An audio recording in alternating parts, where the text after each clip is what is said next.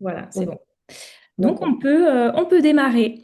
Voilà, Donc je vous laisse la parole. donc c'est moi qui ouvre, le bal. Donc bonjour à toutes et à toutes. Je m'appelle Nathalie Trovato et je suis ravie d'être parmi vous aujourd'hui aux côtés donc de Sandra Abreu et Angélie Barco, pour partager une réflexion qui nous est chère à toutes les 3, celle de l'interculturalité vécue par les enfants.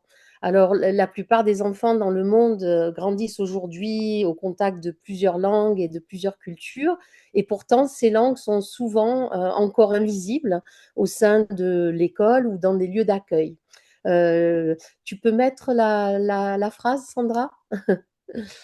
Alors, la phrase que vous voyez à l'écran donc de Yankelevitch évoque l'idée que la création et l'art peuvent nous permettre de créer quelque chose de commun au-delà de ce qui nous divise. Et cette idée résonne profondément avec la question qui nous réunit aujourd'hui autour de l'interculturalité et avec la manière dont les enfants, très tôt, apprennent à habiter plusieurs mondes. Alors, comment allons-nous pouvoir redonner une place vivante et sensible à cette richesse culturelle et linguistique? C'est la question que nous allons explorer ensemble aujourd'hui. Chacune de nous, donc Sandra, Angélie et moi-même, va répondre à cette thématique à partir de son propre parcours et de sa pratique artistique. Donc Sandra vous parlera de ce qui nourrit ces dispositifs artistiques autour de la matière. Angélie, de la manière dont elle utilise le design comme outil de transmission, et moi-même des liens que je tisse entre art et langage. Mais avant de vous parler donc de mon parcours et de mes pratiques, plus précisément, j'aimerais prendre un temps pour préciser, pour clarifier ce que nous entendons par interculturalité, pardon, et réfléchir à la posture que nous pouvons adopter en tant qu'adultes pour éviter de s'enfermer dans des représentations ou des stéréotypes. Alors le petit claquement de doigts, c'est un signe pour que Sandra qui est aux commandes change de diapo. Voilà, donc quand on parle d'interculturalité, on ne parle pas seulement de la coexistence de plusieurs cultures, c'est un espace de dialogue, d'échange et parfois même de transformation mutuelle. La culture, ce n'est pas seulement la langue ou la cuisine, c'est une manière d'être au monde, de regarder, de ressentir et de transmettre. Et l'interculturalité nous invite à rencontrer donc l'altérité, c'est-à-dire la manière dont chacun porte une histoire, une langue et une culture singulière. Et l'interculturalité, c'est avant tout rencontrer, rencontrer l'autre. C'est un mot auquel je tiens beaucoup parce que je pense que voilà, des rencontres m'ont transformée. Et donc, c'est rencontrer l'autre et c'est accepter d'être aussi déplacé, décentré. On est loin donc de l'ethnocentrisme et parfois même d'être bousculé par les différences. Personnellement, c'est la partie que je préfère, donc d'être bousculé et transformé. On pourrait reprendre et transformer justement la maxime de Pascal et dire je me tourne vers toi, donc je suis, donc j'existe, et voir l'interculturalité comme un moyen de faire place à l'autre pour qu'il puisse exister. Les mots qu'on associe à l'interculturalité, c'est souvent le plurilinguisme, le multilinguisme et le mot respect. Le mot respect, personnellement, c'est un mot que j'utilise, mais avec nuance, parce que quand on parle de respect, quand on dit, ben tiens, je respecte sa culture, je respecte ses traditions, c'est aussi parfois se mettre à distance. Ce n'est pas forcément tisser des liens et des ponts avec la culture voisine. Donc c'est pour ça que je mets un petit bémol. Et une autre chose, c'est qu'une société multilingue n'est pas forcément une société interculturelle. C'est-à-dire que la multiculturalité décrit la présence de plusieurs cultures et l'interculturalité commence lorsque ces cultures se rencontrent. On peut, surtout dans des grandes villes, voir des quartiers avec des populations de différentes nationalités. Elles vivent à côté, mais il n'y a pas forcément des ponts qui se créent entre elles. Chez les enfants, puisque c'est notre sujet, cette rencontre se fait très naturellement. Les enfants savent passer d'une langue à l'autre, hein, d'un imaginaire à un autre, d'une histoire familiale à un univers collectif. Et comme le rappelle la pédopsychiatre Marie-Rose Moreau, que je vous encourage beaucoup à écouter et à lire, les enfants naissent avec une grande capacité d'ouverture aux langues et aux cultures. Ils ne sont pas programmés pour apprendre une seule langue. C'est bien plus tard que les inhibitions arrivent. Donc la question est donc comment, en tant qu'adulte, est-ce qu'on peut préserver cette ouverture et créer les conditions pour que ces rencontres aient lieu et comment accompagner cette richesse et lui donner une place dans nos pratiques éducatives et artistiques. Avant de répondre à cette question, je vais vous donner quelques chiffres. Sandra, voilà, merci. Si on regarde la situation à l'échelle mondiale, ben, le plurilinguisme n'est pas une exception, c'est plutôt une norme. On estime que 2 tiers de la population mondiale parle plusieurs langues et que plus de 6000 langues sont parlées aujourd'hui dans le monde, bien qu'il y en ait qui soient en voie d'extinction. En France, un enfant sur 5 grandit dans un environnement plurilingue et dans certains territoires, cette proportion est même encore plus importante et il y a des classes entières en maternelle ou en élémentaire qui sont composées uniquement d'enfants plurilingues. Donc les enfants grandissent aujourd'hui dans un véritable bain de culture et certains jonglent entre plusieurs langues, plusieurs univers, plusieurs manières de penser le monde. Encore une fois, je cite Marie-Rose Moreau qui parle de l'enfant aux 3 langues, celle de la maison, celle de l'école et celle du cœur. La langue du cœur étant la langue intime que l'enfant se fabrique justement pour relier les différents mondes. Et pour Marie-Rose Moreau, ces langues ne doivent pas être mises en concurrence. Bien au contraire, si on veut qu'un enfant entre dans les apprentissages avec confiance, eh bien, si la langue maternelle est solide et représentée, eh bien, il va avancer d'une manière beaucoup plus confiante dans sa vie. J'aimerais faire une petite comparaison en fait entre ce qui se passe en France et dans d'autres pays. En France, les langues familiales restent parfois un peu invisibles dans les institutions éducatives, contrairement par exemple en Angleterre ou aux États-Unis, où elles sont davantage reconnues comme une ressource. On s'appuie sur ces langues pour faire avancer les enfants dans leurs apprentissages et elles deviennent un élément important de l'identité des enfants, notamment à travers des programmes de soutien qu'on appelle des heritage programs, heritage languages. Et donc, on se sert d'eux et donc des classes de soutien sont organisées dans les écoles. Donc l'enfant est un être de passage, c'est-à-dire que c'est un passeur de curiosité et de lien, et il se trouve donc au cœur des circulations culturelles. Donc maintenant, je vais vous expliquer comment, en tant qu'artiste, je vais favoriser cette interculturalité. Donc là, je vais vous parler, Sandra, s'il te plaît. Ah merci, pardon. Donc je suis artiste plasticienne, illustratrice, médiatrice. J'interviens également dans le champ du design et de la formation et mon parcours se situe à la croisée des langues et de l'art. Donc je suis polyglotte, je parle 5 langues, je parle le français, l'anglais, l'italien, l'espagnol et l'arabe et je parle une langue que nous parlons tous, sauf si nous sommes malvoyants, la langue des images, une langue qui est universelle. Donc, dans mon travail artistique, j'essaie d'explorer les questions liées à l'interculturalité à travers des dispositifs sensoriels, notamment autour du papier, autour des formes, autour de l'ombre, des jeux d'ombre et de lumière que j'affectionne particulièrement dans mes installations, et autour des sons et des langues. J'ai longtemps travaillé en tant qu'enseignante du français, donc j'ai vécu dans plusieurs pays, dont 10 années à New York. C'est là-bas que j'ai commencé à travailler donc avec la petite enfance. Et ayant moi-même 2 enfants en bas âge, 1 an et demi et 5 ans, je me suis posé toutes ces questions. Comment continuer à faire vivre notre langue dans un pays qui n'est pas le nôtre?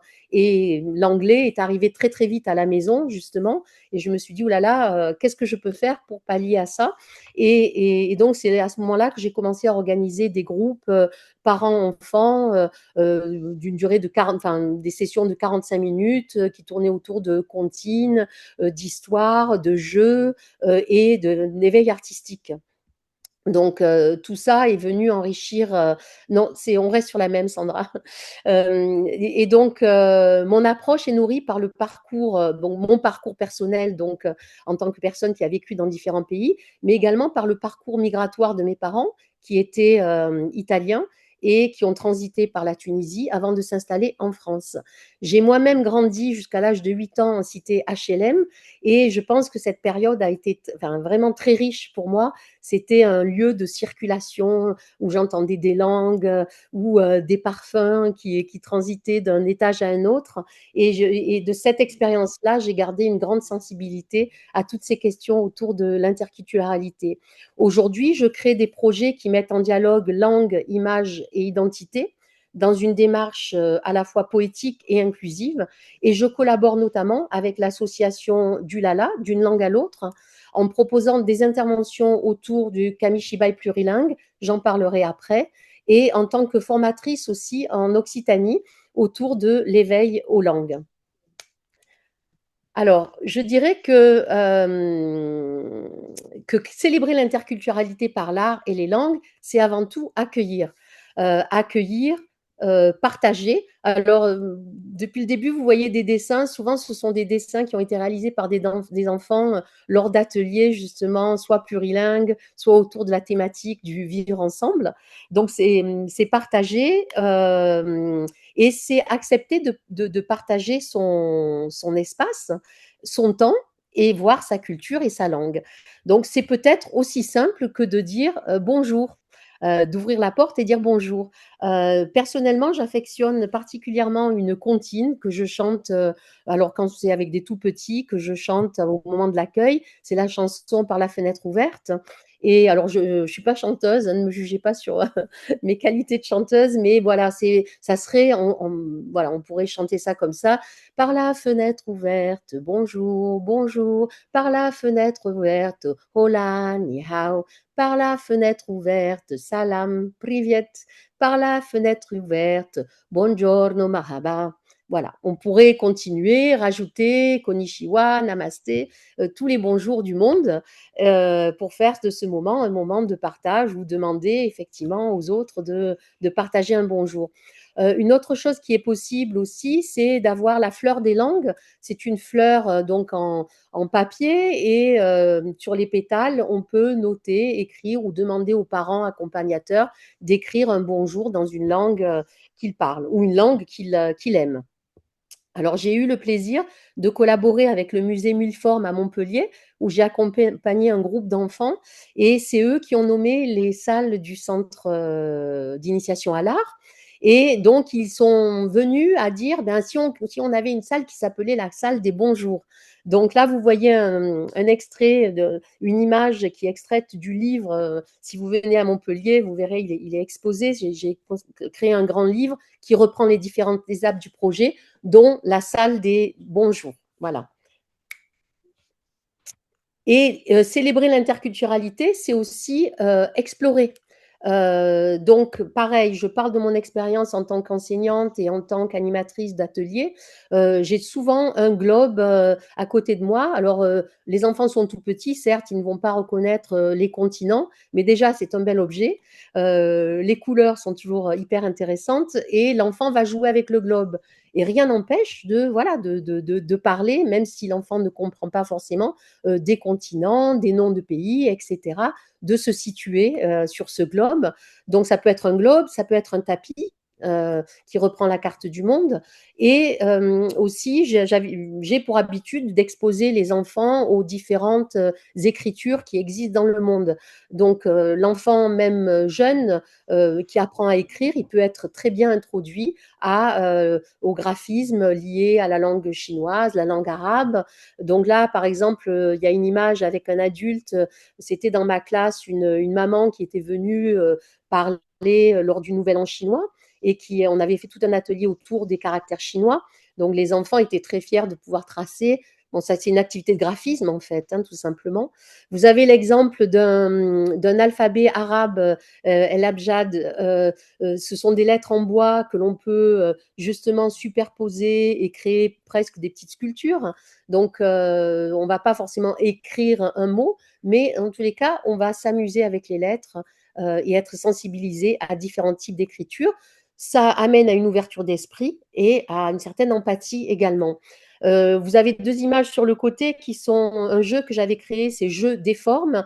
Et donc, à partir de formes découpées, voilà, on pouvait soit écrire son prénom, soit créer un animal ou autre. Et j'ai repris un petit peu à la fois les formes qui existent dans l'alphabet français, arabe. Et donc, on pouvait, voilà, les enfants plus grands pouvaient s'amuser à écrire effectivement leur prénom également. Donc, célébrer l'interculturalité, c'est également parler de ce qui nous rassemble. Alors, j'ai eu la chance d'enseigner pendant plusieurs années à New York dans une école internationale, l'école internationale de Brooklyn, qui est fondée sur le programme IB, le baccalauréat international, et qui véhicule des valeurs qui sont, comment dire, qui tournent autour de l'exploration d'unités, de thématiques sur lesquelles viennent se rejoindre, sur lesquelles on crée du commun et viennent se rejoindre les différentes matières. Donc en maternelle, de quoi on peut parler quand on parle de ce qui nous rassemble? On peut parler des émotions, on peut parler des cinq sens, on peut parler des fêtes dans le monde. Donc là, vous avez une image de quelqu'un qui tient des feuilles avec des mots écrits en différentes langues. Comment est-ce qu'on va dire la joie en italien, en arabe, en espagnol? Voilà, ça peut être un sujet d'échange. S'il y a des adultes autour, ça peut devenir très riche. Et quand on parle des fêtes, eh bien, dans tous les pays, on célèbre quelque chose. Alors, si on célèbre les anniversaires, on peut prendre l'exemple de la piñata au Mexique et chanter, c'est l'occasion de chanter la chanson de Rompe la piñata. Et on apprend en même temps une chanson dans une autre langue. On peut parler de la manière dont on fête El Día de los Muertos, toujours au Mexique, et créer une activité artistique autour des squelettes où on peut parler des rangolis en Inde et créer un moment où on va dessiner avec des pigments. Et les enfants sont toujours hyper curieux. Donc voilà, il n'y a pas de limite, c'est nos limites, on va dire. Et on peut aussi, donc c'est aussi découvrir et observer. Alors découvrir, bon, mon expérience à l'étranger faisait que j'avais pour habitude d'amener mes petits élèves dans différents quartiers de la ville. Et là, par exemple, sur la photo, on me voit brandir le fruit du dragon. C'était dans le quartier chinois lors du Nouvel An chinois. Et donc introduire les enfants à tous ces fruits qui viennent d'ailleurs. Et même des fruits qu'ils connaissent, leur indiquer que ces fruits, en fait, à l'origine, ben, ils n'ont pas poussé en France, ils viennent de bien plus loin. Et donc, de retour en classe, eh bien, avoir acheté des fruits de différentes origines, ben, ça peut être l'objet d'une activité artistique où les enfants vont peindre, vont dessiner. On peut parler de formes géométriques, surtout quand on parle de la petite enfance, en explorant les portes du monde ou les moucharabiés. Enfin, moi, j'adore faire des activités autour des moucharabiés parce que ben voilà, les formes géométriques sont pratiquement toutes représentées. Donc on découvre, on observe et on la prochaine, voilà, on partage. Partager, c'est aussi partager des histoires. Alors, des histoires plurilingues, il en existe. L'association du Lala a effectivement également publié des livres plurilingues. Là, vous avez un exemple de Rue du Monde aussi. Et puis, je vous ai mis donc deux imagiers, un imagier chinois et un imagier de la langue chinoise et un imagier de la langue arabe, dont je suis l'autrice, je ne l'ai pas dit auparavant.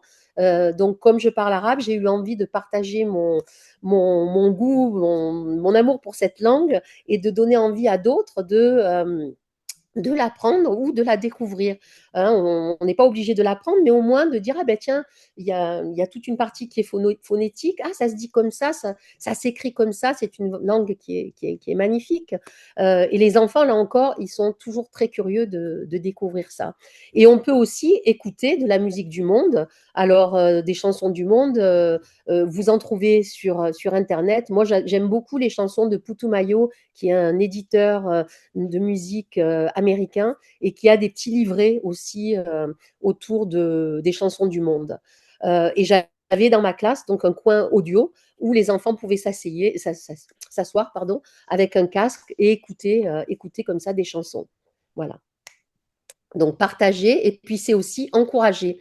Alors encourager le langage, je vous ai parlé de livres avec du texte écrit. J'aime beaucoup également les textes sans mots parce que ces textes sans mots permettent aux enfants d'y mettre leurs propres mots et voir aux adultes qui vont les accompagner de raconter une histoire et de ne pas être bloqués ou mis en échec par la langue française qui est écrite. Donc, quand vous invitez des parents, eh bien, un parent va pouvoir venir et raconter ce qu'il voit dans sa langue. Donc, c'est un outil qui est, moi, que je trouve assez formidable. Et je suis également, je vous disais que j'interviens dans le champ du design et j'ai créé une gamme moi-même de coussins qui sont des coussins à histoire. Et ces coussins fonctionnent par 3 ou par 4. Sur la gauche, vous avez les coussins à histoire avec les images séquentielles.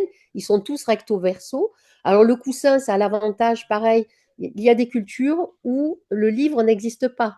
Hein, aller à la bibliothèque, ça n'existe pas. Mais par contre, avoir un coussin que l'on peut manipuler, qui va être réceptacle de nos rêves, de nos peurs et un moment de partage avec un parent, c'est peut-être quelque chose qui est accessible et que l'on peut, voilà, que l'on peut manipuler. Et donc, il y a des coussins sur le thème du voyage, des coussins sur le thème du jardin, de la mer. Et là encore, on peut faire venir des parents qui vont raconter une histoire ou tout simplement l'enfant qui va mélanger les langues et qui va se créer sa propre histoire. Et c'est aussi s'ouvrir et ouvrir. Alors, ouvrir, parce que je dirais, en France, on est souvent réticent à ouvrir la porte aux parents, notamment en classe. Moi, j'avais pour habitude de le faire, et c'est toujours des moments très riches où les parents viennent en classe pour partager, par exemple, parler d'une fête particulière de leur pays, parler de la langue, parler de leur pays tout simplement. Donc, c'est des moments qui sont toujours très, très riches. Et on peut s'ouvrir au monde en ayant des livres qui ne sont pas plurilingues, mais qui parlent, par exemple, des maisons du monde, ou bien, il y en a un que j'aime beaucoup sur les chaussures du monde, les cheveux du monde, le tour des marchés du monde. Enfin, c'est infini. Ou des animaux du monde aussi. Excuse-moi Nathalie, il y a juste une question dans le chat. Avec quelle tranche d'âge travailles-tu essentiellement? Alors, je travaille avec tous les âges, de tout petit, à partir de 6 mois jusqu'à, voilà, je travaille même avec les adultes aussi. Donc, je n'ai pas, j'adapte en fait, hein, j'adapte. Quand on parle par exemple, des livres plurilingues, on peut lire des petites histoires à des tout petits. Tout s'adapte. Voilà. Et donc, c'est aussi raconter et inventer. Alors là, je vais vous parler plus précisément de Dulala, qui a développé donc, les boîtes à histoire et le Kamishibai plurilingue. Alors pour la boîte à histoire, elle permet de raconter des histoires animées dans différentes langues en s'appuyant sur des objets qui symbolisent les personnages clés et les éléments clés de l'histoire et qui sortent comme par magie d'une boîte. Donc, en fait, ça permet de favoriser le développement de la littératie et donc l'éveil aux langues. Et aussi, c'est des moments durant lesquels on peut faire venir justement des membres du personnel, des parents, des grands-parents qui vont venir raconter une histoire dans leur langue. Donc, il y a certaines histoires qui collent avec des histoires connues, et puis après, on peut composer sa propre boîte à histoires. Alors, il y a un certain protocole. Du Lala, l'explique très bien. Je ne vais pas pouvoir entrer dans les détails maintenant, mais il l'explique très bien sur son site. Donc, je vous invite à aller découvrir. Moi, j'ai découvert du Lala il y a 20 ans, lorsque justement j'enseignais aux États-Unis, où je me suis dit, ben mince, j'enseigne à des enfants qui ne sont pas francophones. Quels sont les outils que je vais pouvoir utiliser? Et donc, voilà, ça a été ma rencontre avec du Lala. Et il y a également le Kamishibai, donc plurilingue. Le Kamishibai, c'est un petit théâtre de papier qui vient du Japon. Les conteurs allaient de village en village avec ce Kamishibai qu'ils posaient sur leur vélo. La partie en bois s'appelle le butai. Et donc, dans ce Kamishibai, il y a donc une histoire qui est racontée avec des images et les images se succèdent, le texte est derrière. Donc, encore une fois, il n'y a pas un rapport très fort au texte, c'est surtout le rapport à l'image. Et là, on peut adapter ce Kamishibai comment dire, en le rendant plurilingue, en invitant d'autres langues ou des mots qui viennent s'immiscer dans l'histoire. Donc ça, c'est enfin, franchement un super outil. Alors moi, j'accompagne avec du Lala des classes parce que chaque année, du Lala organise un concours, mais qui est ouvert aussi aux maternelles, un concours qui s'appelle le Camille Lala. Et donc, des classes travaillent autour d'une histoire plurilingue. Et moi, je les accompagne souvent voilà, autour de l'illustration. On est plusieurs artistes à faire ça. Et donc, je crois que maintenant, ah bah non, il reste encore un slide, pardon. Et donc, pour la dernière slide, c'est vivre des expériences et s'inspirer. Quand je parle de vivre des expériences, il ne faut pas avoir peur de sortir de son quartier et d'amener des enfants faire vers d'autres quartiers, comme là, par exemple, on voit on était allé au quartier chinois à Manhattan, nous on était à Brooklyn, donc on a pris le bus, etc.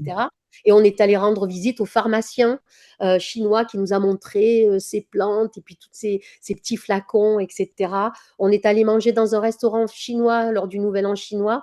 Et donc, on a des enfants qui manipulent des baguettes et qui étaient tellement fiers d'arriver à attraper des pâtes avec des baguettes. Donc là aussi, on travaille la motricité fine et c'est vachement intéressant.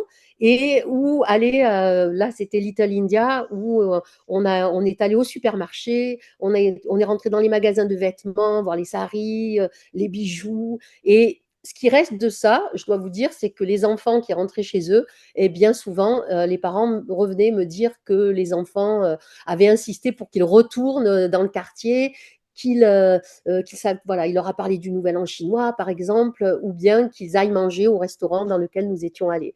Donc, c'est des moments, encore une fois, que l'enfant va partager avec ses parents.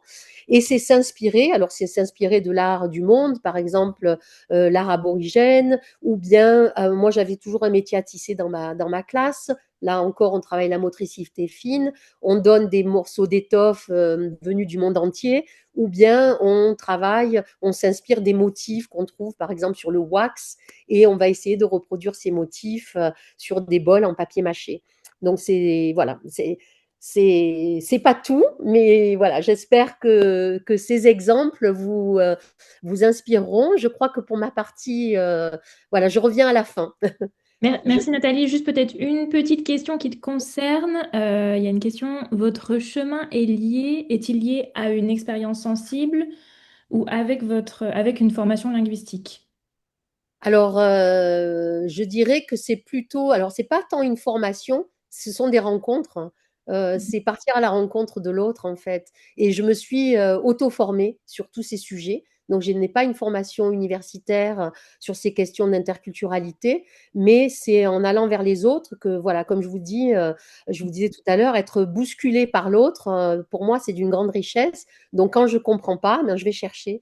Donc, c'est surtout ça. Expérience sensible. Certainement, j'en ai eu quand j'étais petite. Moi, enfin, j'ai pas grandi forcément dans un milieu où on m'a éveillée à l'art, justement, mais je pense que j'ai toujours été chercher les choses par moi-même. Donc voilà, j'espère avoir répondu à la question. Donc maintenant, je laisse la parole à Sandra. Oui, je suis là. Voilà. Alors, juste pour dire que je vous vois pas comme c'est moi qui ai la main sur les slides, donc je vois pas, mais je vais parler à travers les slides. C'est pour ça que je ne te voyais pas, Nathalie, si tu faisais le geste pour Ah, passer d'accord. les slides. Ah Voilà, oui, ok, ok. voilà. D'accord. Donc, il Désolée. faut. C'est les éléments techniques. Donc, bah, enchantée. Merci, Nathalie, de, de- d'explorer, voilà, de laisser part aussi à tous ces parcours multiculturels et qui permettent aussi, bah, voilà, de donner d'expérience à travers l'interculturalité et de ce qu'on entend par là. Et du coup, là, moi, je vais vous transmettre plutôt une expérience plutôt empirique, en fait, voilà, plutôt par rapport à une expérience sensible, justement, de pourquoi j'amène tout ça à travers mes dispositifs. Donc, Mathilde m'a déjà présenté, mais du coup, je suis Sandra Abreu, artiste plasticienne et art thérapeute. Donc, je conçois des dispositifs dans une réflexion autour de la matière pour le tout petit, donc 0-6 ans. Et donc, j'ai fondé l'association Lilomino qui œuvre à permettre à chaque enfant et son accompagnant de trouver sa place par la créativité. Donc, hop. Alors, aujourd'hui, je voudrais vraiment partager comment la matière textile peut devenir un espace de transmission culturelle et de rencontre entre les mondes. Donc, à travers ma pratique artistique, les projets que je mène avec les enfants, j'explore comment les matières, les gestes et les formes peuvent relier les histoires individuelles et collectives.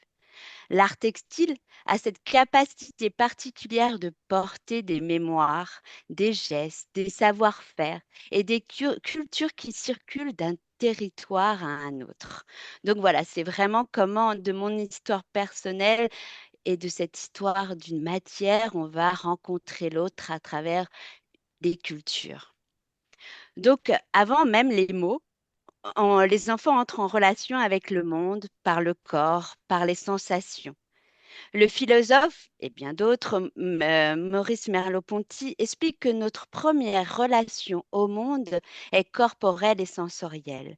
Le toucher, les textures, les volumes deviennent alors des expériences fondamentales dans le développement de l'enfant.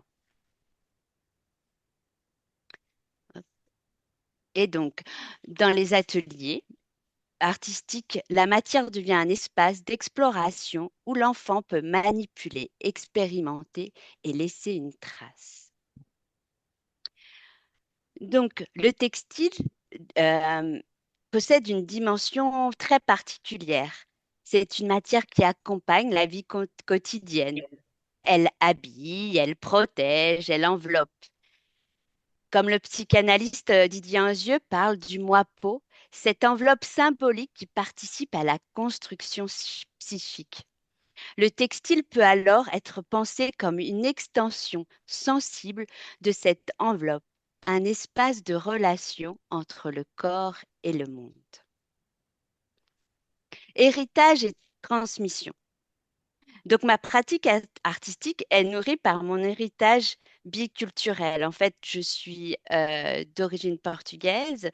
Je suis née à Paris, mais mes parents sont portugais, avec toute cette dimension entre cette biculture, entre le Portugal et la France, et comment aussi avec tous ces parcours de migration, de comment on arrive aussi à trouver aussi sa place au sein d'une autre culture et aussi cette transmission des gestes que j'ai eus à travers le textile, à travers ma grand-mère qui m'a appris à crocheter, à tricoter, à réparer, à assembler, à tisser. Et c'était des grands moments de transmission.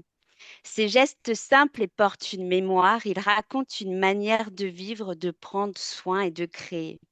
Dans ma recherche artistique, ces gestes deviennent un point de départ pour interroger comment une culture peut circuler et transformer. Mais en fait, tous ces gestes de transmission, d'artisanat, en fait, sont aussi des gestes qui sont importants aujourd'hui de l'artisanat de chaque culture et comment on vient transmettre, parce que cet artisanat aussi vient d'autres cultures. Enfin, c'est toujours des histoires de transition, de passage et de transformation. Et c'est comme ça qu'est né ce projet Morphogénèse. C'est un projet autour justement de la création de formes, autour de gestes simples comme le crochet. Et comment ce crochet peut venir naître une forme abstraite et contemporaine. Et la morphogénèse est un concept en fait issu de la biologie qui décrit la naissance des formes dans le vivant. Et c'est à partir de ça qu'est né ce projet. Et dans ce projet artistique, les gestes textiles deviennent un processus de transformation collective parce qu'en fait, chacun va pouvoir construire une forme qui va venir s'intégrer dans le dispositif, dans l'installation finale, où en fait chaque geste participe à l'évolution de la forme. Et là est né vraiment tout ce projet où on a pu être en crèche autour de ce dispositif et chaque forme est saisie par les enfants ou par les professionnels ou par les parents et qui a fait évoluer aussi cette installation. Par exemple, on avait un exemple concret, on avait ces petits cabacs qu'on avait mis voilà, en installation et en fait, une des professionnelles a mis un enfant dedans et l'a porté. Et en fait, c'est vraiment de ça, en fait, est née la continuité de ce projet où il y a l'histoire de portage. Et en fait, c'était aussi de sa culture où elle était africaine, où l'enfant était souvent porté, le portage aussi. Et le textile a une importance, voilà, dans ce de porter l'enfant. Et en fait, voilà, c'était vraiment de cette histoire de chacun vient porter et modifier et transformer une installation, une transmission culturelle qui est là au départ. Et il y avait aussi justement les idées de hamac où que chacun pouvait porter l'enfant qui était au milieu. Voilà, il y a tout un concept à travers voilà, ce projet. Et en fait, on sait que le fil est comme une relation. Et dans de nombreuses cultures, le fil est une métaphore du lien. Dans les ateliers, le fil relie les personnes, les générations et les histoires. Chaque geste individuel contribue à une œuvre collective. Le textile devient alors un espace où on peut littéralement tisser des relations. Donc, à travers l'anthropologie, aussi l'anthropologue Tim Ingold parle du monde comme comme d'un ensemble de lignes. Pour lui, marcher, dessiner, tracer ou tisser sont des manières de créer des relations avec le monde. Le fil devient alors une métaphore très forte de ces relations. Il relie les gestes, les histoires et les personnes. Donc voilà, donc c'était important de toute cette tradition que j'ai eue de mon enfance au Portugal donc, de venir m'inspirer aussi de nombreux territoires. Le textile fait partie des cultures populaires et artisanales. Au Portugal, par exemple, les savoir-faire textiles occupent une place importante dans la tradition domestique et artisanale, comme je vous parlais auparavant. Aujourd'hui, des artistes comme Joana Vasconcelos réinterprètent ces traditions dans l'art contemporain avec ses grandes installations à travers le textile.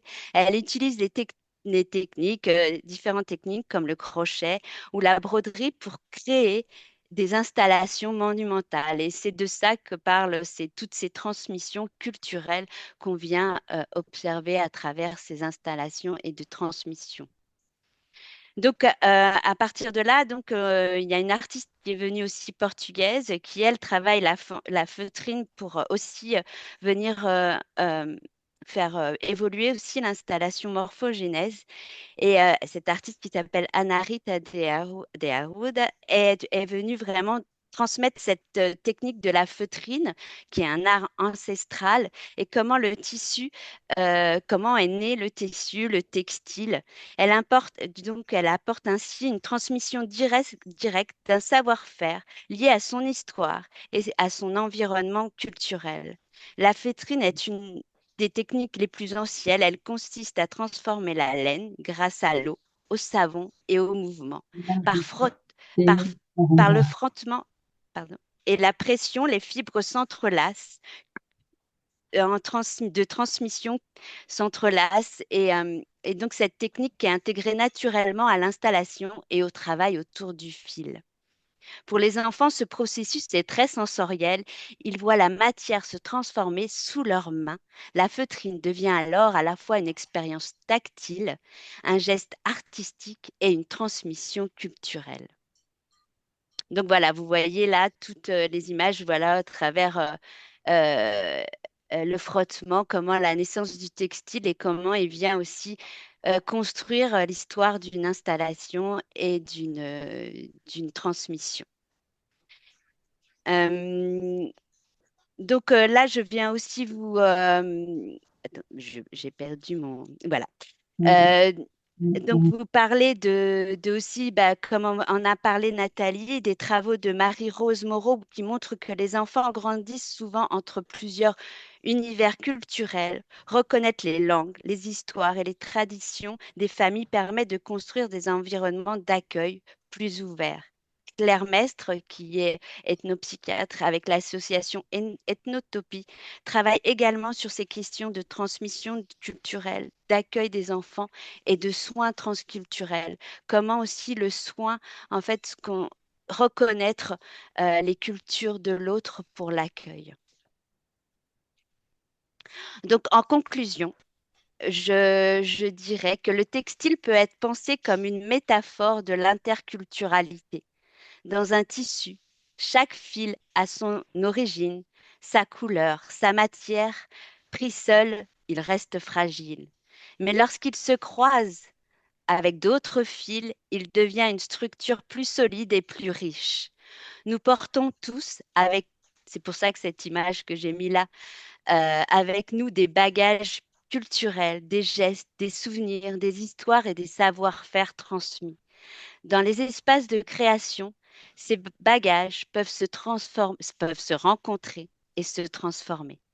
Chaque fil garde la mémoire de son origine, mais c'est en se croisant avec d'autres qu'il devient une forme. Et peut-être que l'interculturalité, comme le textile, consiste simplement à apprendre à tisser nos histoires ensemble. Voilà, donc je vais maintenant laisser la parole à Angélie, qui va aussi raconter son parcours à travers d'autres cultures. Merci beaucoup. Merci Sandra. Et Bonjour, Angélique, merci. ah, Merci Sandra, merci Nathalie, ces présentations super riches. Alors moi, je suis Angélie Barco, architecte designer, maman d'Emilio et fondatrice de Casalinde Studio. Donc c'est un studio créatif parisien et spécialisé dans l'architecture d'intérieur, la création d'objets et d'expériences créatives. Inspiré par ma culture latino-américaine, le studio explore la manière dont nos racines, nos récits et nos imaginaires façonnent les espaces que nous habitons, pardon. Mon travail se situe entre le design, la culture latino-américaine et l'enfance. Hop, clochette qui va sonner. on entend, Euh, moi, je vais plus vous raconter mon parcours de comment le design, comment j'utilise le design comme outil de transmission culturelle. Comment finalement, dans mes recherches, je commence à me questionner, à travers je ne sais pas si Sandra me voit ou m'écoute, pardon. Merci. Tout d'abord, mon questionnement. Je m'intéresse aux objets, aux espaces et aux expériences. Mais en devenant maman, une autre question est apparue. Comment transmettre une culture aux enfants qui grandissent entre plusieurs mondes? En fait, moi, je suis arrivée en France, j'avais 12 ans et j'ai l'impression qu'au moins, étant créé bien cette culture dans laquelle je suis née, j'ai grandi. Donc, euh, Elle est toujours présente chez moi et je pense qu'elle est très fortement ancrée parce que voilà, j'ai vécu là-bas et après euh, elle s'est transformée. Mais mon fils, étant né en France, euh, allait vivre la chose différemment. Et moi, j'avais très peur en fait qu'il se perde dans sa propre culture ou que même il la reconnaisse pas ou qu'il ait aucune notion, mais pas parce que je lui ai pas transmis, mais forcément comme si elle s'effaçait parce que par la distance.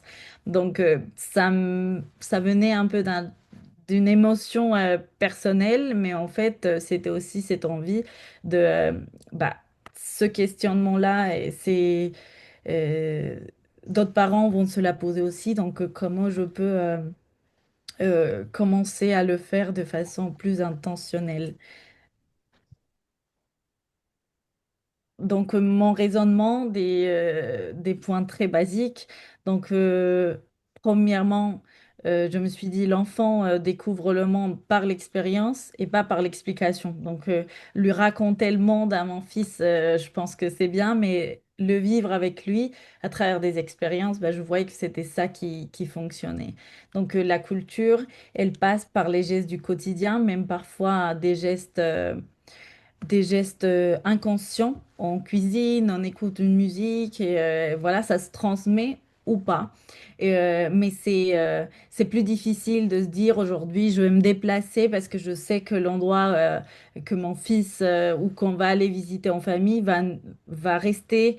Il y aura quelque chose de ma culture qui va rester en nous, où on va pouvoir avoir une conversation sur un sujet qu'on a envie d'aborder. Donc de là sont nés ces ateliers pour la famille, parce que je me dis que le design ne sert pas seulement à créer des objets, il peut aussi créer des situations où les enfants, les parents et la culture se rencontrent. Donc ma méthodologie est simple. De toute façon, je pense que toujours on commence par une histoire culturelle, euh, une thématique qui m'inspire, que j'ai envie d'aborder ou de transmettre avec intention. Et elle passe par une transformation créative. Et puis, ça donne comme résultat une expérience partagée. Donc, à travers ces trois exemples, je vais vous montrer comment cette méthodologie, je la mets en place. Donc, c'est des ateliers en famille que j'ai fait pendant l'année dernière. Donc, dans des ateliers pour des enfants de 3 à 10 ans. Parfois, il y avait des mamans qui venaient aussi avec les plus petits, les bébés. J'avais toujours des choses un peu pour, soit un tapis pour qu'ils se mettent à côté. Mais les parents étaient toujours là. Parce que pour moi, c'était pas la même chose que l'expérience. En fait, je voulais vraiment qu'ils la vivent entre eux et que cet espace soit vraiment hum, comme un espace préparé pour eux, où vraiment il y avait une connexion, il y avait, et ça peut se parler, ça travaille ensemble. C'est pour ça que c'est pas des sujets très communs. Je voulais pas rentrer dans le même genre d'atelier un peu commun, mais vraiment aborder des sujets de toutes sortes et pouvoir le faire. Euh, Vraiment l'adapter à l'enfant, mais aussi avoir des conversations avec l'adulte. Je trouvais que c'était vraiment là où la richesse de ces ateliers, elle, elle était très forte. Donc, pour ce premier exemple, c'est un atelier de réparation d'objets. Tu peux... Ou bon, je vais vous... Ces trois exemples, c'est donc... je vais commencer par la réparation d'objets. Donc, l'idée, ça part de l'architecture vernaculaire en Colombie. Donc, vraiment, c'était ces maisons en terre faites en torchis. Donc, c'est une technique millénaire, et je pense qu'il n'y a pas qu'en Colombie, en France aussi, ça s'appelle le torchis. Et c'est ces vieilles maisons que quand je revenais, j'avais toujours en moi. Et puis cette maison qui ressemblait aussi à celle que Papy a construit lui-même et qu'on passait les après-midi là-bas, et que le temps les transforme un peu en vestiges. Donc j'ai commencé à travailler ça vraiment de façon personnelle, avec des objets en fibres naturelles Il y en a qui sont un sécondois peu perlés. que je venais réparer comme avec un pansement de couleur en papier mâché. J'ai commencé à faire ça vraiment parce que comme une recherche personnelle, et en fait, c'est en faisant avec mon fils que je me suis rendu compte que ça prenait toute son attention et on abordait des sujets qui paraissaient complexes en fait, mais en ayant un peu, juste un peu de méthodologie, de langage un peu plus simplifié, ils pouvaient comprendre d'où je partais, mon raisonnement, et c'est comme ça qu'est né le premier atelier où, où les familles venaient, on parlait de l'architecture vernaculaire, on parlait du papier mâché, de la réparation d'objets. Donc je leur donnais des petits bols que j'achetais chez Emmaüs et qu'ils réparaient parce qu'il y avait un trou, parce qu'il y avait une saleté. Donc du coup, on repérait le défaut et on venait lui mettre un gros pansement de papier mâché euh, que, que j'avais préparé en amont, mais on avait aussi vu comment ce mélange se faisait.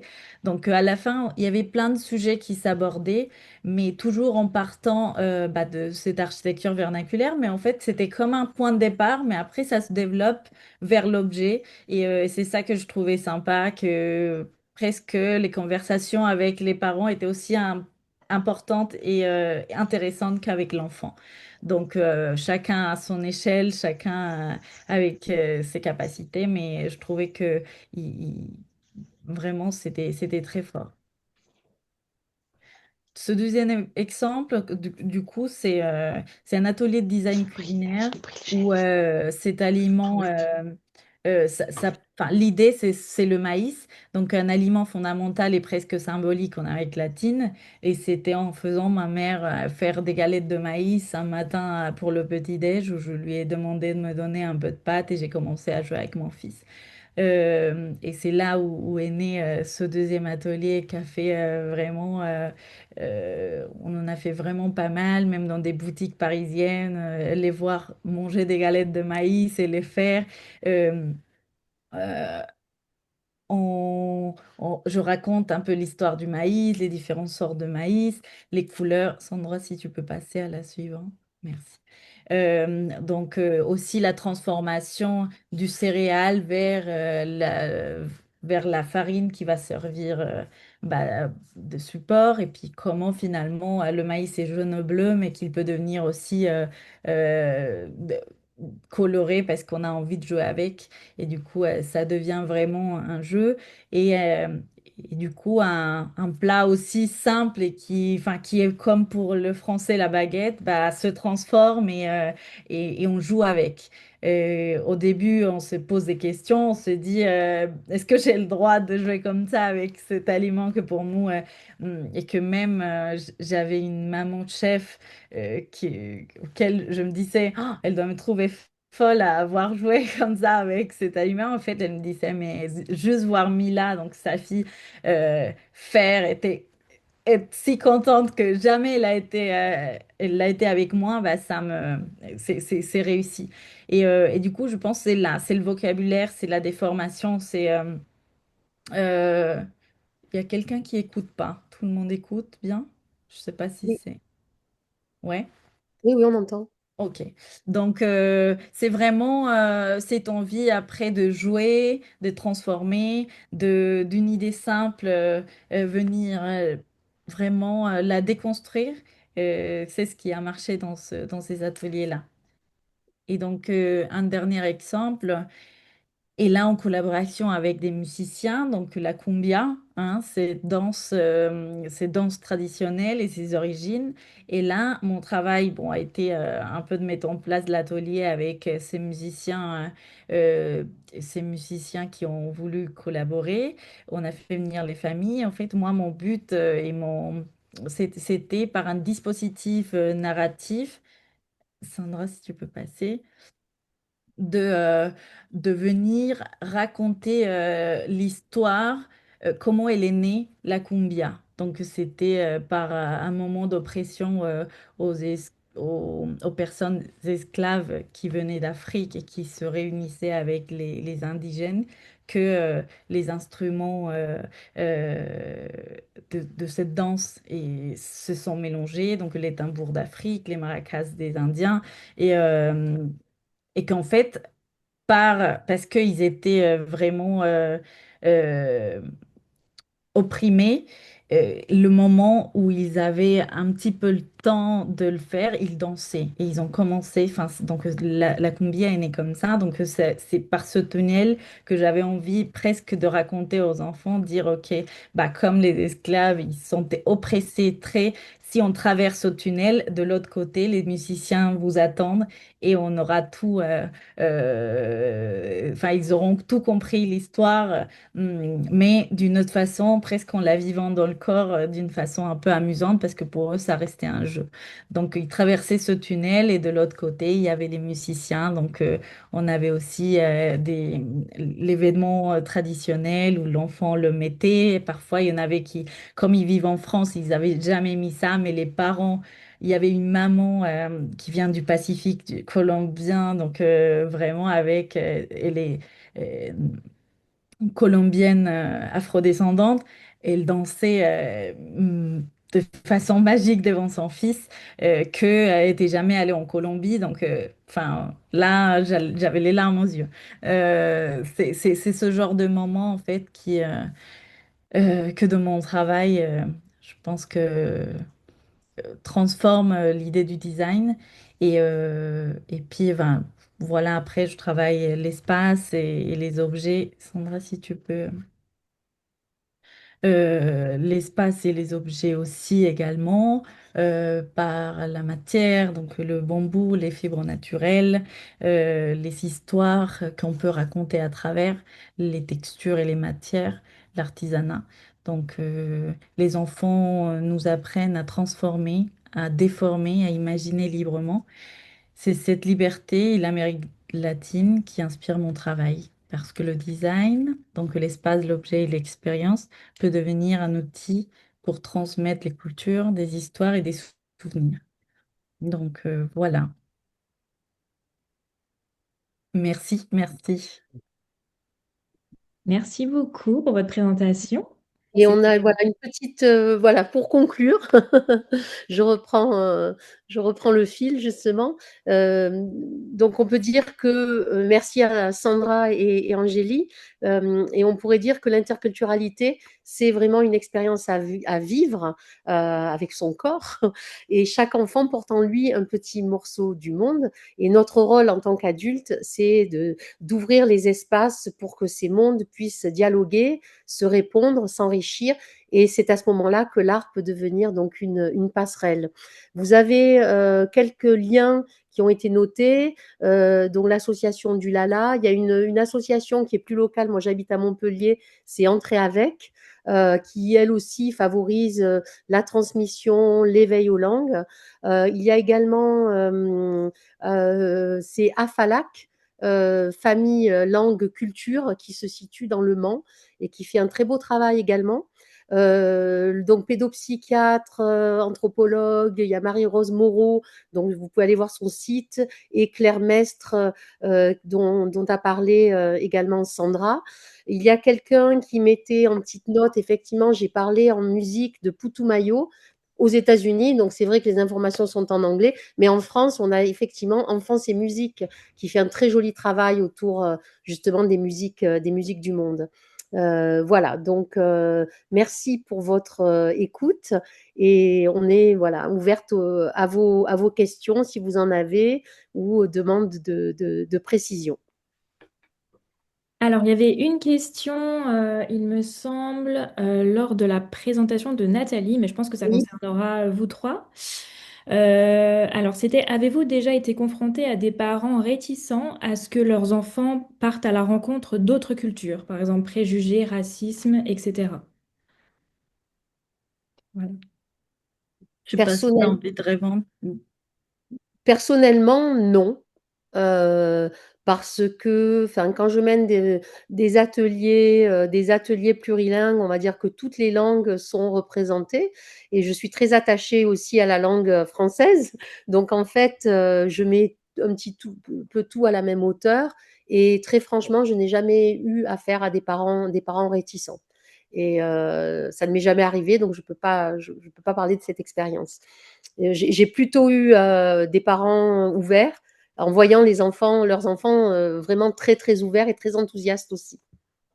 En fait, je pense, pour peut-être aussi en parler un peu, c'est que au contraire, moi j'ai eu le cas contraire que finalement les parents, on ne sait pas finalement ce qu'ils pensent, mais l'enfant, il est tellement là, il a tellement envie que finalement le parent presque, s'il était un peu au début un peu froid ou quoi, bah il rentre dans l'histoire. Parce que je pense que voilà, voir son enfant que lui, il est dedans depuis le départ et que même il lui dit ah, maman, comme c'est nul que je parle pas espagnol ou ça a l'air trop bien de pouvoir chanter cette musique ou leur faire répéter des mots, c'est au contraire. Je pense que finalement on devient seulement humain à vivre une expérience et moi je l'ai pas rencontré en tout cas.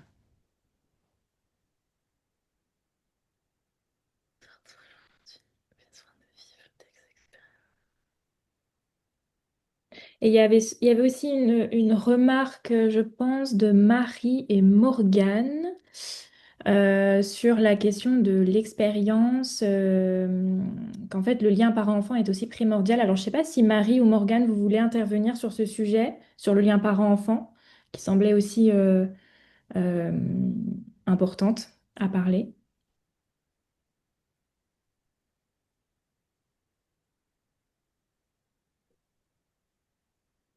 N'hésitez pas à prendre la parole à Morgane. Alors, la question de Morgane. euh, alors, je suis apprentie en éducatrice de jeunes enfants en deuxième année. Je vais rédiger mon mémoire de recherche sur l'interculturalité en crèche. Puisque mon établissement d'accueil de jeunes enfants recense 16 familles aux origines et aux langues multiples. En revanche, rien n'est encore mis en place sur ma structure à ce moment-là. Comment initier une démarche de rencontre entre toutes ces cultures dans lesquelles grandissent les 0-3 ans? Quel pourrait être le point de départ? Je ne sais pas si c'est très clair. Ben, personnellement, par rapport à cette question, en début de présentation, j'ai donné pas mal d'outils. Il peut y avoir une rencontre organisée entre voilà, toutes ces familles, avoir, je sais pas, un petit déjeuner commun, faire en sorte que ces familles puissent se rencontrer. Et ensuite, ben, tous les outils d'avoir des affichages en différentes langues, d'inviter les parents à partager leur langue. Que ce soit, comme je disais, au niveau des bonjours ou écrire le prénom des enfants dans différentes langues et mettre en valeur voilà, toutes ces cultures, avoir une carte du monde où on spécifie, on précise d'où viennent les familles.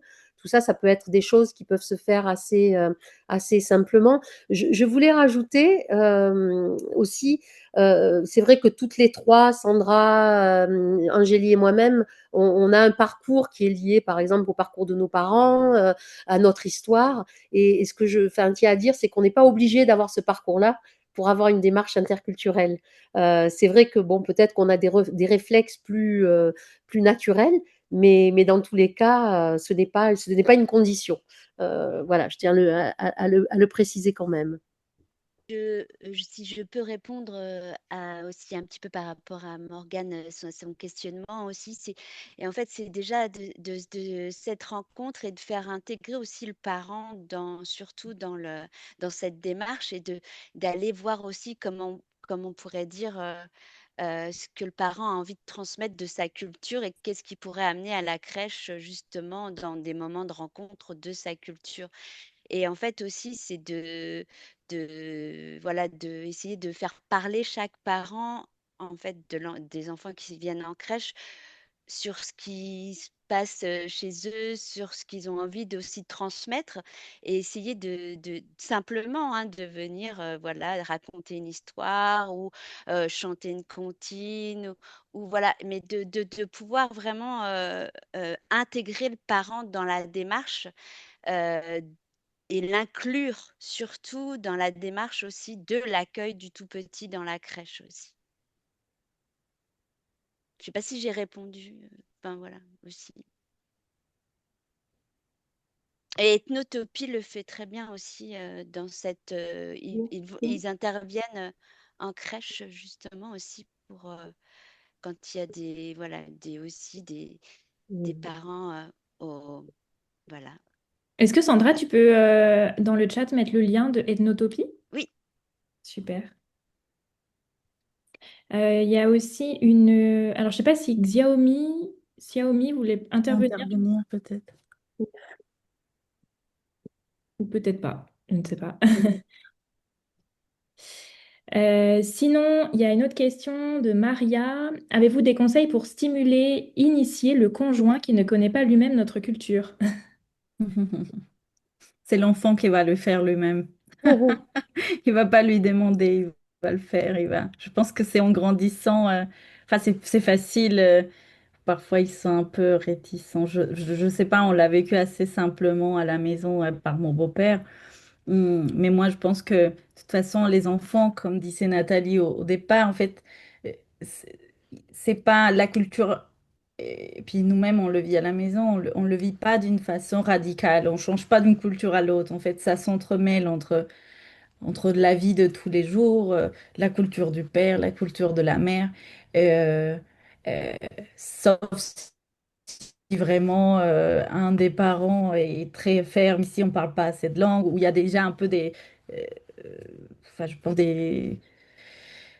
peut-être des histoires un peu personnelles plus lourdes, je sais pas, mais moi je pense que parfois si le parent est un peu réticent, c'est le vivre de le faire naturellement avec l'enfant, déjà entre vous deux, ça permet à l'autre, en fait, pas se sentir écarté, mais juste de le vivre avec vous et commencer à l'entendre par une chanson. Je pense que les parents sont assez étonnés quand un enfant arrive à chanter tout de suite dans la langue de la mère qu'eux, ils connaissent pas.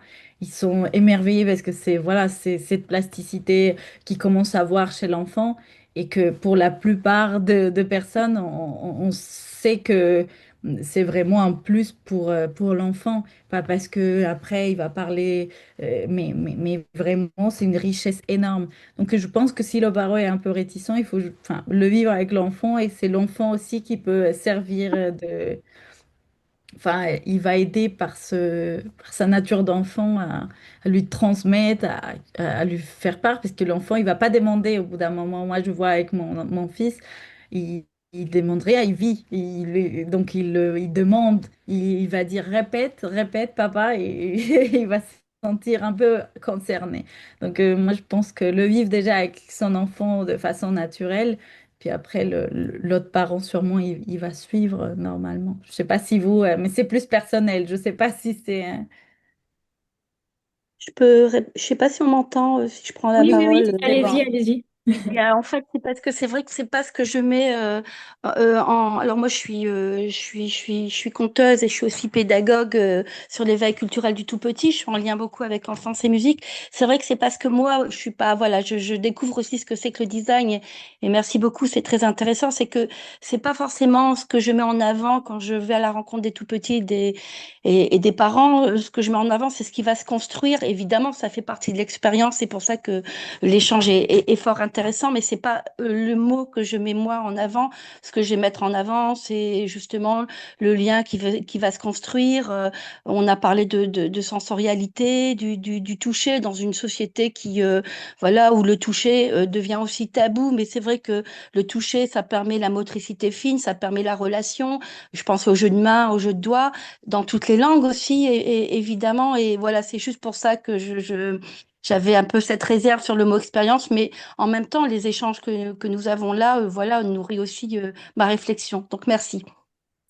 Merci. Si je peux, je suis tout à fait d'accord et c'est vraiment pour ça qu'on met en place, enfin, là, c'était l'interculturalité, mais c'est aussi, bah, c'est tous ces espaces sensoriels, tous ces espaces du toucher et tous ces espaces aussi de l'artisanat, justement, parce on a perdu ce lien, cette transmission, et que là, il y a vraiment, j'ai l'impression qu'il y a cette envie de revenir justement au toucher, à tout ce qu'on a envie de partager et des cultures différentes, et que du coup, c'est bien par là qu'on peut aussi transmettre et de dire des choses parfois même sans les mots.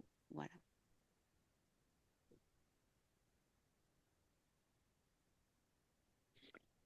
Alors, il y a Delphine qui nous dit, personnellement, je vis sur l'île de la Réunion. Le vivre ensemble est fort. On a fait cette année le même jour carême, nouvel an chinois et premier jour de Ramadan. Tout est possible avec de l'ouverture, d'esprit calme, enthousiasme. Bien vrai. Puis je pense qu'avec les enfants, vraiment, il n'y a pas de barrière, il n'y a pas de limite. On peut, au contraire, c'est des sujets, on peut toujours peu importe le sujet, c'est ce que je dis aussi aux parents. Parfois, on a l'impression qu'en parlant d'architecture vernaculaire, ça paraît un grand mot comme ça, mais en fait, dès qu'on l'a traduit un peu simplement, euh, on l'a fait revenir avec le vocabulaire des façons simples, avec des images, toujours les couleurs. Enfin, il faut vraiment rentrer dans leur monde euh, pour pouvoir leur parler de ce qu'on a envie, de ce qu'on veut. Donc, je pense qu'au contraire, c'est tout ce qui a peut-être déjà en nous de, les préjugés, les machins. Je pense que c'est vraiment, c'est une question d'adulte, mais quand on va à l'univers de l'enfant, tout est possible, tout est possible. Je voulais rebondir par rapport justement au dispositif de Sandra qui parle donc beaucoup de fil, de tissage. Donc ce fil qui, voilà, dont elle parlait, personnellement, c'est pour une expérience. Quand nous sommes partis aux États-Unis, mes filles avaient 1 an et demi et 5 ans. Et ma fille de 5 ans, justement, qui sentait qu'elle perdait un ancrage, elle s'est mise à tout attacher la chaise à la table à l'autre chaise, et de créer comme ça, comme une toile d'araignée. Donc il y avait ce rapport sensoriel donc à la laine qu'elle avait trouvé dans la maison, mais aussi ce besoin de lien qu'elle avait vraiment matérialisé par ce fil. Et toi, Angélie, tu mentionnais cette histoire, ce très beau texte autour du cordon ombilical aussi. Oui, Hein, si c'est, tu veux. C'était oui, c'est vrai qu'on en a parlé. C'est une histoire que je raconte à mon fils, d'une petite fille qui demande mais à quoi il sert le nombril. Donc on lui explique que bah, au début c'était le lien avec sa maman, mais qu'elle continue à avoir un fil transparent vers une personne qu'elle aime ou plusieurs personnes. Donc, en fait, mon fils, quand je raconte cette histoire, il a 6 ans et demi, il continue vraiment. Parfois, il regarde son nombril et dit, Maman, tu te rends compte, j'en ai 10. Il y a mamie en Colombie, il y a mon cousin. Et du coup, en fait, c'est une histoire qui aide les enfants avec l'attachement et se sentir en sécurité, surtout quand ils sont plus petits. En fait, c'est vrai que la métaphore du fil, elle sert à plein de choses, mais c'est la connexion de façon. Il y a un début, il y a une fin aussi, et que ça, c'est cette transmission. Donc, on parlait du fil et on se racontait ces histoires-là qui connectaient et puis que ramenaient un peu de poésie à ce monde qui en a besoin. Merci en tout cas, c'était très, très passionnant tout ça. Mais juste aussi, en fait, le fait, c'est pas, quand on parlait aussi de design, en fait, c'est pas juste enfin, c'est pas le fait de design ou de artiste ou de, en fait, c'est comment cette matière vient, enfin, quelque chose de nous vient transmettre quelque chose au tout petit, et c'est surtout le tout petit qui vient dans son instinct primaire à aller transformer ces matières aussi. Mais c'était ce qui est important là, c'est comment, c'est aussi comment on souhaite transmettre un message et comment on vient transformer quelque chose du réel qui est parfois douloureux ou parfois, qui est parfois, qui a aussi des bagages qui sont lourds et des bagages, voilà. C'est comment on vient le transformer pour que le tout petit le prenne aussi dans sa dimension à lui et dans une dimension poétique, en fait, aussi. Et je trouve que en fait, c'est aussi comme ça qu'on peut transformer, ces messages importants du lien. C'est aussi comment on transforme, une transmission, culturelle aussi, à travers des messages poétiques et qui permettent aussi de mieux appréhender le monde qui nous entoure aussi. Et c'est le travail de l'artiste aussi, parce que ce Oui, travail, enfin pour moi, c'est le travail de la démarche d'éveil culturel et artistique. C'est pour ça qu'en complètement. fait, je découvre le design dans la dimension que là vous en donnez. Et c'est fort intéressant parce que du coup, c'est aussi, j'ai envie de dire, l'environnement aussi matériel, c'est-à-dire, enfin, je sais pas si j'ai bien compris, en tout cas, c'est à cet endroit-là que je le mets, mais qui est aussi en lien du coup, si je comprends bien, aussi avec ce sensible, cette patte artistique, le langage et ce tout qu'on appelle éveil culturel et artistique. Est-ce que c'est bien de cela Complètement. qu'il s'agit? Mmh. Complètement. C'est comment on transmet des messages, avec des réflexions, mais je ne dis pas que c'est p je par contre, je dis pas que c'est toujours les artistes, enfin parce que Je pense que tout à chacun peut transmettre des messages et c'est pas. Oui, non, non, mais pardon, Oui. excusez-moi, c'est juste qu'effectivement, c'est plus. D'ailleurs, il n'y a pas que les artistes, parce que là, vous avez aussi cité toutes les personnes qui réfléchissent avec des casquettes différentes, et notamment celle des parents, hein, que j'inclus dedans. D'ailleurs, je trouve ça très beau quand vous parlez aussi.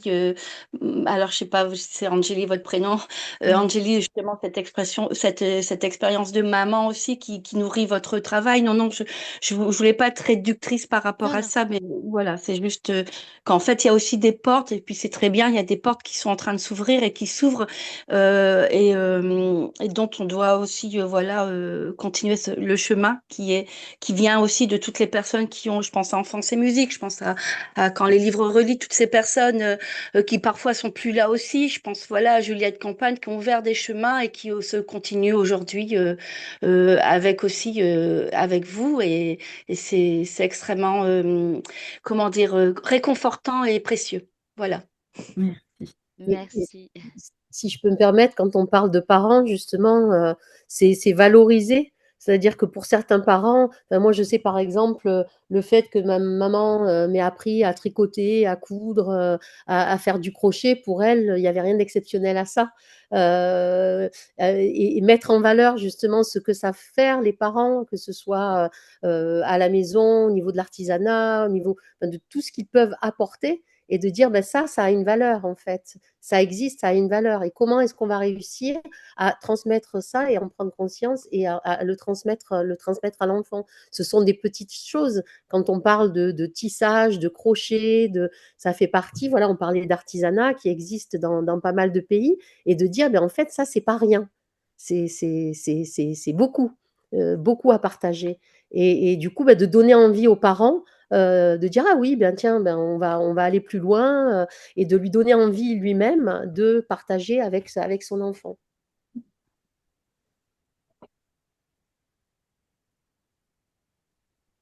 Merci beaucoup. Est-ce qu'il y a d'autres questions? Il nous reste un peu moins de 10 minutes. N'hésitez pas à prendre la parole directement.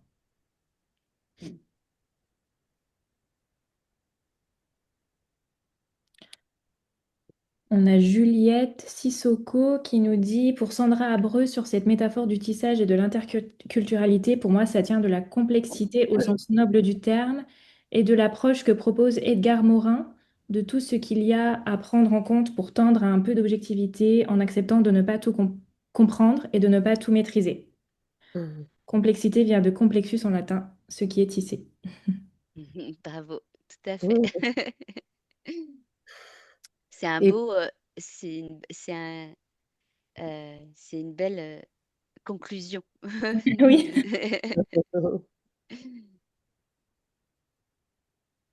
Et puisqu'on a un peu de temps, pour revenir au mari, je ne sais plus, quelqu'un disait comment inclure Oui. le conjoint, en fait.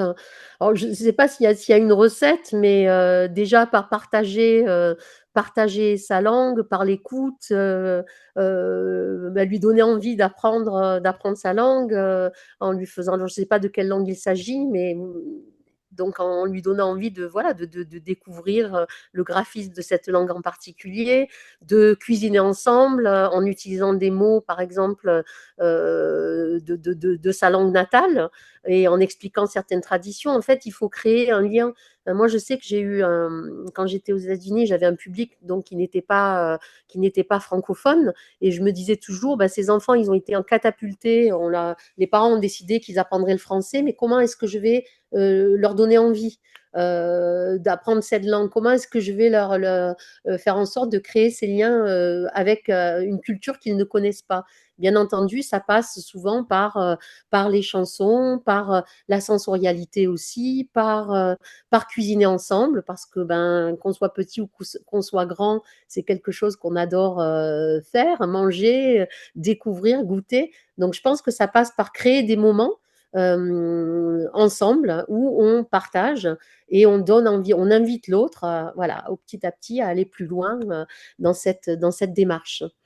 Mais ça se tricote petit à petit, hein. J'aime bien le mot tricot, tisser, parce que effectivement, c'est tricoter ensemble.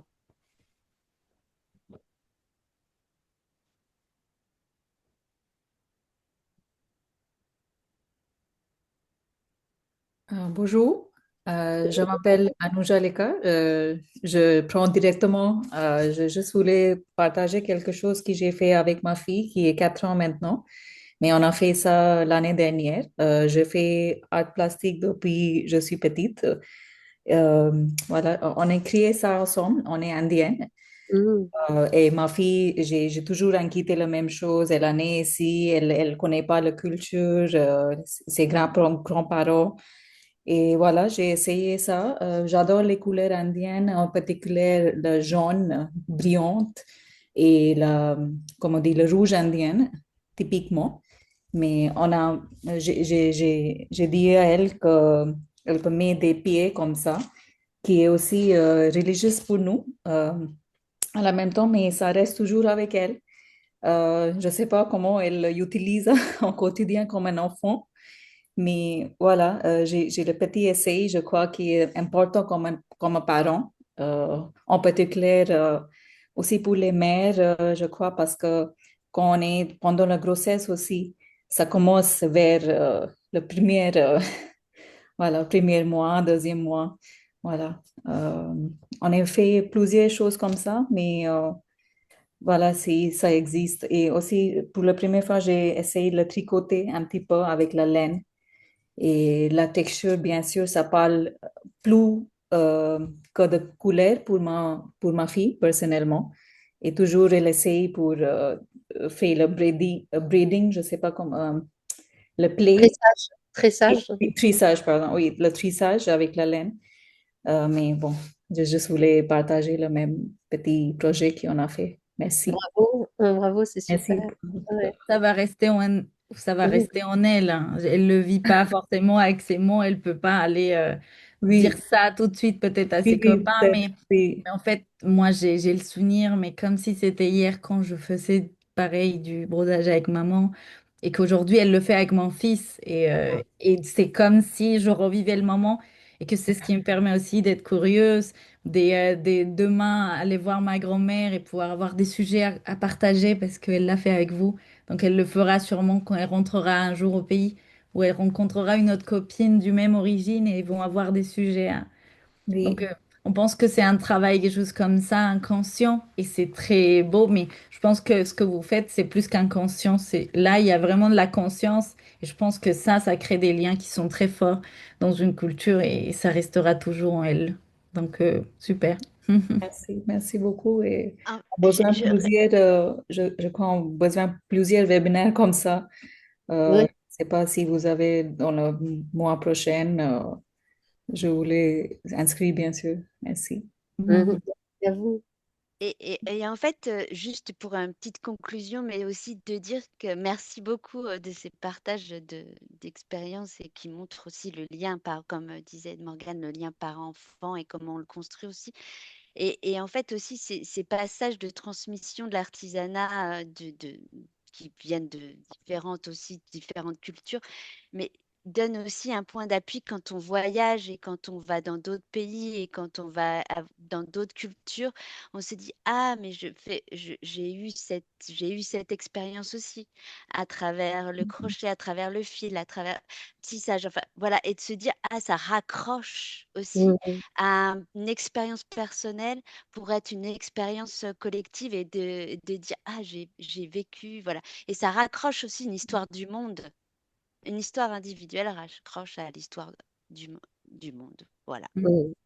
Ben, c'est super. Belle conclusion. Merci. Merci beaucoup, Sandra. Je pense que c'est une très belle conclusion. Oui. Mhm. Merci. Merci. Eh bien, écoutez, il est 13h29, donc je pense qu'on peut s'arrêter là sur ces belles paroles. Merci beaucoup Merci pour cette beaucoup. invitation et merci Oui. à toutes et à tous. Merci beaucoup. C'était super. Ouais. Merci. Merci à vous et on se À, retrouve à très bientôt. Oui, on se retrouve pour un prochain webinaire très prochainement. Le prochain, je crois que c'est le 28 avril. Voilà. Super. Au revoir. Merci. Merci. Merci. Au Eh revoir. bien, Merci. bonne journée, à Au bientôt. revoir. Au Merci. revoir. Au Au revoir. revoir, Au merci. revoir. Merci, au revoir. Au revoir.